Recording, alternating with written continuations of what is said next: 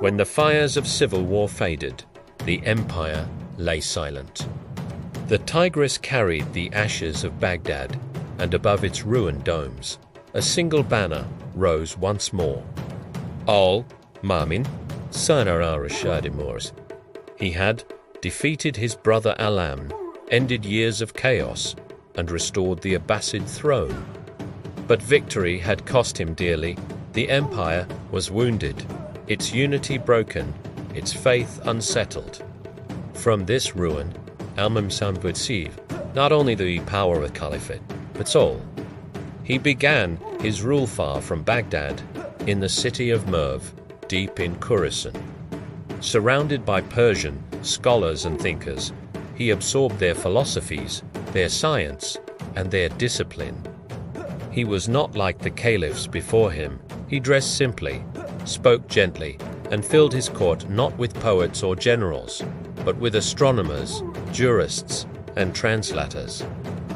Mamun believed that knowledge was the key to the greatness of Islam. The ink of the scholar, he once said, is more sacred than the blood of the martyr. Under his command, Baghdad was rebuilt.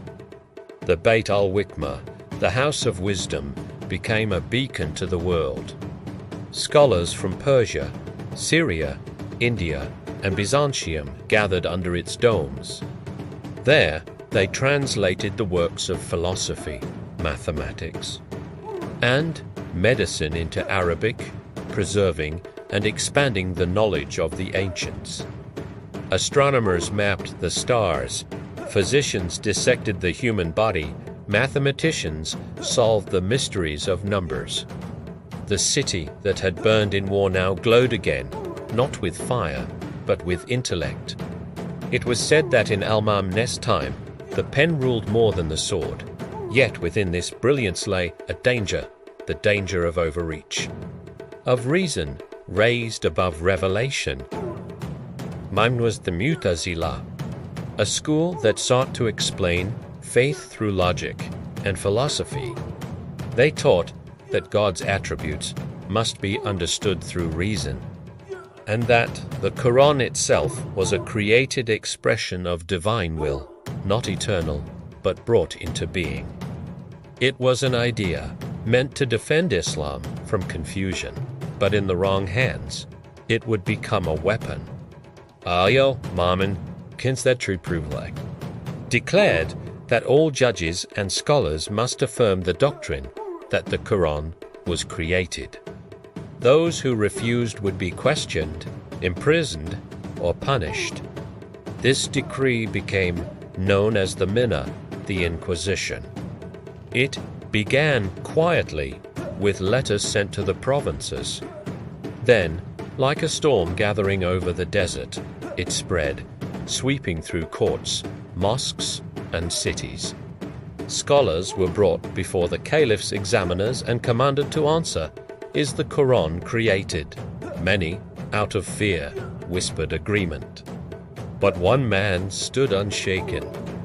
His name was Imam Ahmad ibn Hanbal, a scholar of hadith, revered for his humility and his courage. When he was summoned to Baghdad and told to repeat the doctrine, he replied simply, "The Quran is the word of Allah, uncreated, as He spoke it." For this defiance, he was imprisoned, whipped, and chained. The guards urged him to yield, saying, "Your blood is not worth the argument." But he answered, "If I remain silent, then who will speak the truth?" His endurance became legend, a symbol of faith standing against the might of power. Years passed. Al-Maʻmūn's comment to waver.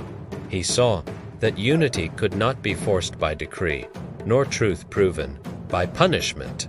In Campaign, al-Maʻmūn Failil. On his deathbed, he asked his companions, "Have I done right by my Lord and his messenger?" When he died, his brother al-Mu'taim succeeded him, carrying on the Mihna for several years more. But eventually, even the caliphs would abandon it, and the scholars would prevail. Ma'mūn's reign was a period of enlightenment, oppression, a time when the pen flourished but the conscience trembled. He had sought to harmonize reason and revelation to make Islam the master of intellect and empire alike. Yet, in doing so, he tested the very limits of authority. The legacy he left was both luminous and scarred. The House of Wisdom stood as his triumph, the Mihna as his warning. Through him, the Abbasids reached the height of their learning and the edge of their own soul. In the centuries that followed, the scholars would remember both sides of Islam. The trusted one, trusted by Allah with power and knowledge, and tested by that very trust. His story remains a reminder that in every age, the might of rulers fades, but the endurance of truth remains. For faith may bow before no throne, and knowledge is only light when it humbles itself before the Lord of all light.